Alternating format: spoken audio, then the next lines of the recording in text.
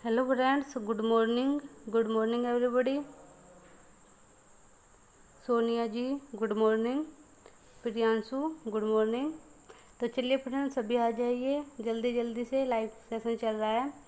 हम क्या डिस्कस करेंगे, हमें डिस्कस करना है सामाजिक अध्ययन अति महत्वपूर्ण बहुविकल्पीय प्रश्न। तो हम सामाजिक अध्ययन के बहुविकल्पीय प्रश्नों को सोल्व करेंगे। आप भी मेरे साथ सोल्व करते रहिए। जो आपको आंसर पता हो वो मुझे कमेंट्स बॉक्स में बताते रहिए, और जो नहीं पता है उसको आप साथ के साथ दोहराते रहिए, ठीक है, ताकि आपको अच्छे से याद हो जाए। देखिए, आपको ये टेस्ट करने का एक फ़ायदा और है कि आपको क्वेश्चन का बेस पता चल जाएगा कि आप जो भी टॉपिक पढ़ो उस टॉपिक में से क्वेश्चन किस प्रकार के आपके एग्जाम में बनते हैं, ठीक है। तो चलिए अब हम शुरुआत करते हैं, ठीक है। तो ये सामाजिक अध्ययन के वस्तुनिष्ठ प्रश्न है, और ये पहले प्रीवियस पेपर में भी आपके आए हुए हैं, ठीक है। तो फर्स्ट क्वेश्चन है, गोल पृथ्वी के केंद्र को कहा जाता है। तो बताइए आप, गोल पृथ्वी के केंद्र को क्या कहा जाता है? Right answer. तो गोल पृथ्वी के केंद्र को कहा जाता है करोड़, ठीक है। और जो पृथ्वी का मेन मध्य भाग होता है उसे कहा जाता है मेंटल, और जो भूखंड वाला भाग होता है, जो बाहरी भाग होता है, वो होता है भूपर्पटी, ठीक है, भूपर्पटी, ठीक है, उसको क्या बोलते हैं? देखिए, आपके एग्जाम में ज़रूरी नहीं है कि यही क्वेश्चन आए कि गोल पृथ्वी के केंद्र को क्या कहा जाता है, ठीक है। आपके एग्जाम में ये भी क्वेश्चन आ सकता है इससे कि गोल पृथ्वी के मध्य भाग को क्या कहा जाता है। तो मध्य भाग को क्या कहा जाता है? मेंटल, ठीक है। तो आपको इस तरीके से सभी क्वेश्चन याद करने हैं, ओके। अब देखिए नेक्स्ट क्वेश्चन क्या है, वायुमंडल में पाई जाने वाली ऑक्सीजन की मात्रा है। ये तो आप सभी को पता होगा, जल्दी जल्दी से आंसर बताइए। गुड, सभी का राइट आंसर है 21%। आप ऐसे ही सभी क्वेश्चन का आंसर देते रहिए मेरे साथ, ठीक है। अब देखिए नेक्स्ट क्वेश्चन क्या है। नेक्स्ट क्वेश्चन है, हमारे मूल संविधान में कुल कितनी अनुसूचियाँ हैं, ठीक है। तो कुल कितनी अनुसूचियाँ है, अनुसूचियाँ बतानी है आपको।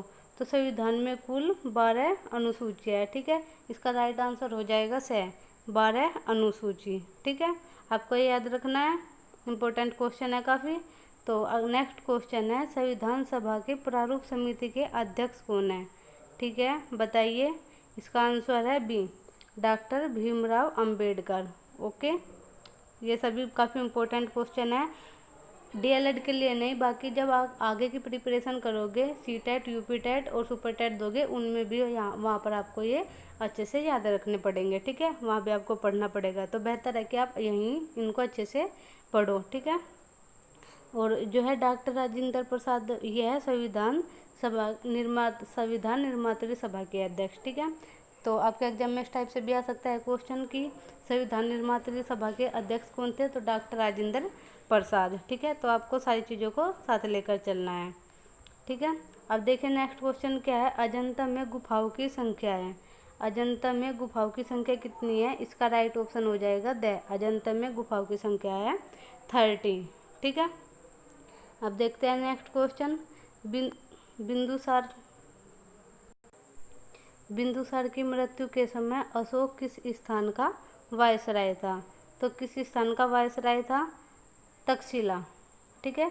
अशोक किस स्थान का वायसराय था? देखिए यहाँ क्वेश्चन पर फोकस कीजिए, इसने क्या कहा है कि किस स्थान का वायसराय था? तो तक्षशिला स्थान का वायसराय था, ठीक है।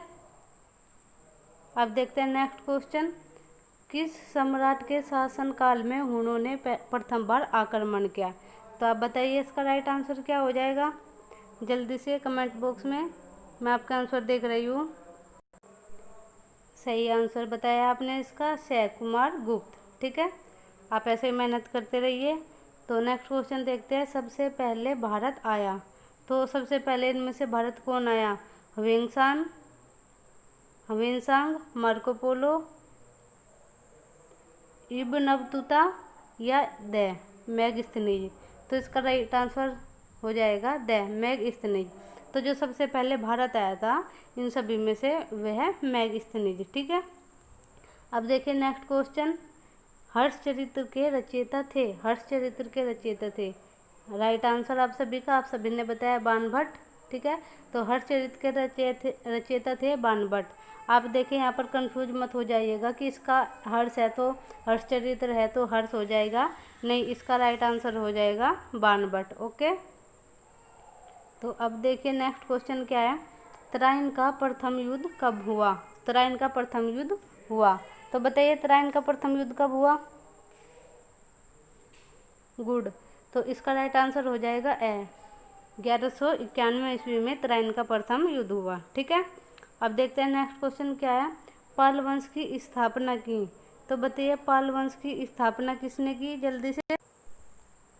ठीक है, देखिए ये सभी हमें डिटेल से पढ़ना पड़ेगा। जैसे आप सभी वंश पढ़ेंगे, चालुक्य वंश, पाल वंश, तो इनमें से आपके एग्जाम में कहाँ से क्वेश्चन बन सकता है, तो आपको यहाँ से वो वाला बेस पता चल रहा है। ठीक है, तो आपको इन सभी को ध्यान से पढ़ना और समझना है।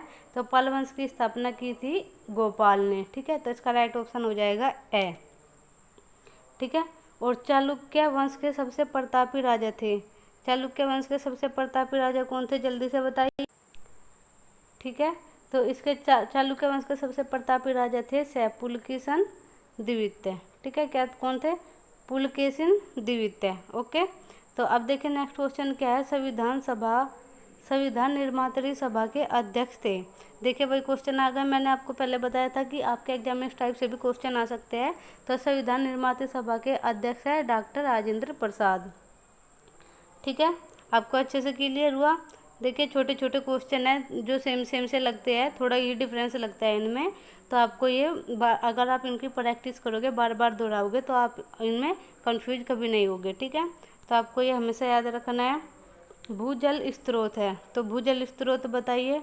भूजल, क्वेश्चन को ध्यान से पढ़िए कि भूजल स्रोत क्या है। तो भूमि जल को एकत्रित करने का क्या स्रोत है? वर्षा का जल। इसका राइट ऑप्शन हो जाएगा वर्षा का जल। ठीक है, तो नेक्स्ट क्वेश्चन है, मकर संक्रांति के समय सूर्य सीधा चमकता है, तो बताइए मकर संक्रांति के समय सूर्य सीधा कब चमकता है?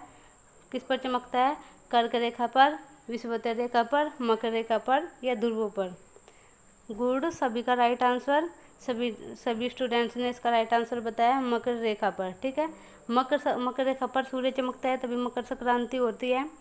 ठीक है, और देखिए ये भी इम्पोर्टेंट है कि कर्क रेखा क्या होती है, विषुवत रेखा और ध्रुव किसे कहते हैं, है ना, ध्रुवों की कहाँ स्थिति होती है। तो आप सब जब हम आपको डिटेल से पढ़ाएंगे, ये एमसीक्यू क्वेश्चन ख़त्म होने के बाद में हम आपको डिटेल से अच्छे से एक एक कॉन्सेप्ट क्लियर करेंगे, तो वहाँ आपको ये पढ़ने को मिलेगा और उनकी जानकारी आपको वहाँ से मिलेगी। ठीक है, तो अब देखिए नेक्स्ट क्वेश्चन क्या है, भारत का मानक समय निर्धारित किया जाता है, तो भारत का मानक समय निर्धारित किया जाता है, आप बताइए इसका आंसर जल्दी से। ओके, इसका राइट आंसर हो जाएगा 82.5 डिग्री पूर्वी देशांतर। ठीक है, जो भारत का समय मानक समय निर्धारित किया गया है वो 82.5 डिग्री पूर्वी देशांतर में से निर्धारित किया गया है। ठीक है, तो अब देखिए नेक्स्ट क्वेश्चन क्या है, कौन सा मूल अधिकार नागरिकों को प्राप्त नहीं है? ठीक है, तो इसका राइट आंसर आप बताइए, आप सभी का इसका सवाल जवाब सही होना चाहिए, जल्दी से। Very good, very good, very good Sonia ji, very good. तो देखिए इसका जो राइट आंसर हो जाएगा संपत्ति का अधिकार। ये अधिकार पहले मूल अधिकार में था, लेकिन इसको संपत्ति के अधिकार को हटा दिया गया है। ठीक है, अब यह मूल अधिकार में नहीं है। ओके, तो इसका राइट आंसर हो जाएगा बी, संपत्ति का अधिकार। ठीक है, अब देखिए नेक्स्ट, ये तत्व यानी नीति निर्देशक तत्व न्यायालयों के लिए उपयोगी प्रकाश स्तंभ है, ये कथन किसका है? आप बताइए जल्दी से। ठीक है, तो जो इसका राइट आंसर हो जाएगा MC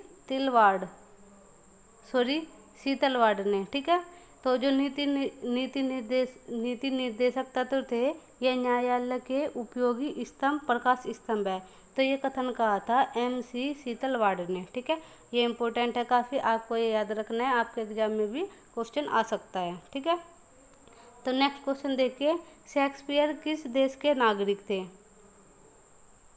गुड, सोनिया जी आप बहुत मेहनत कर रही है, आपका सही आंसर है शेक्सपियर इंग्लैंड के नागरिक थे। ठीक है, तो इसका राइट आंसर हो जाएगा बी।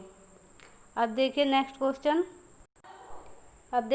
क्वेश्चन है महमूद गजनवी ने सोमनाथ के मंदिर पर आक्रमण कब किया था। ठीक है, देखिए ये सभी हमें बहुत ही डिटेल से पढ़ने हैं और वहाँ पर हम आपको अच्छे से समझाएंगे। आप बस ये देख लीजिए कि जो भी जैसे महमूद गजनवी के बारे में आप पढ़ोगे तो उसके बारे में कहाँ उस टॉपिक से कहाँ से कैसे कैसे क्वेश्चन बन सकते हैं। ठीक है, तो इसका जो राइट आंसर हो जाएगा ये हो जाएगा बै 1023 से 24 ईस्वी तक। ठीक है, जो महमूद गजनवी ने सोमनाथ के मंदिर पर आक्रमण किया था वो 23-24 ईस्वी में किया था, 1023-24 ईस्वी के बीच किया था। ठीक है, और देखिए नेक्स्ट क्वेश्चन गुलाब वंश का प्रथम सुल्तान कौन था। गुलाब वंश का प्रथम सुल्तान था शह, राइट आंसर हो जाएगा शह कुतुबुद्दीन ऐबक। ठीक है, अब देखिए नेक्स्ट क्वेश्चन गयासुद्दीन बलबन दिल्ली का शासक बना। गयासुद्दीन बलबन दिल्ली का शासक कब बना, इसका राइट आंसर है 1266 ईस्वी में। ठीक है, तो अब देखिए नेक्स्ट क्वेश्चन क्या है। नेक्स्ट है दिल्ली में लोधी वंश की स्थापना की। तो दिल्ली में लोधी वंश की स्थापना की बहलोल लोधी ने। ठीक है, जो इसका राइट आंसर हो जाएगा बहलोल लोधी। अब भी साथ के साथ इनको याद करिए अगर आपके याद नहीं है तो। अब देखिए नेक्स्ट क्वेश्चन है तालीकोट का युद्ध हुआ। तो तालीकोट का युद्ध कब हुआ। तालीकोट का युद्ध हुआ ऑप्शन नंबर ए सन 1565 ईस्वी में। ठीक है, जिसका राइट ऑप्शन हो जाएगा सन 1565 ईस्वी में। ठीक है, इसका राइट ऑप्शन हो जाएगा। अब देखिए नेक्स्ट क्वेश्चन है विजयनगर साम्राज्य की शासन व्यवस्था में राज्य को विजयनगर साम्राज्य की शासन